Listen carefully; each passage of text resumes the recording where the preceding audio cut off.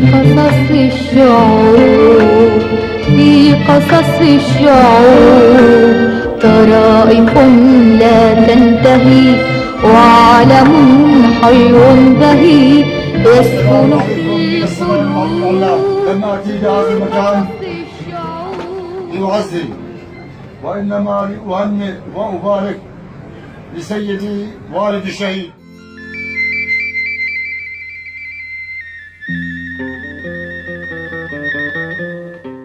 نعم أيها القمر المنير.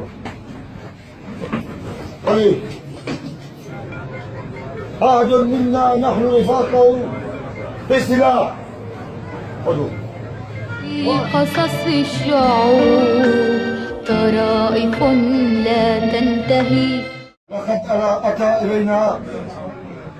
أتى إلينا عتاة الكفر من كل بقاع الأرض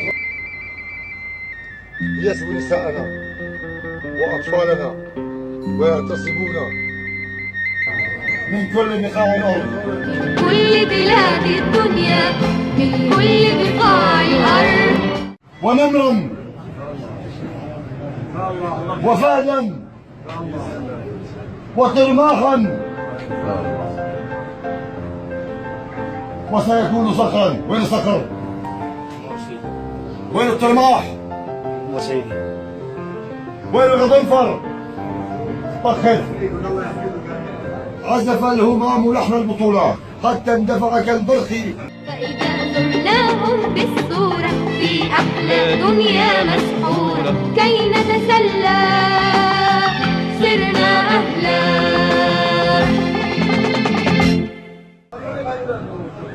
اسمع يا ابني ما يا بقى الصوت يا عندك وضع على الباب.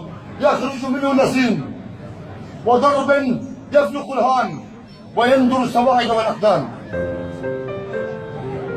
وحتى يرجم بالمناصر تدوها المناصر، ويرجم بالكتائب تقفوها الحنائب، ويجر ببلادهم الخميس يتلوه الخميس. أنا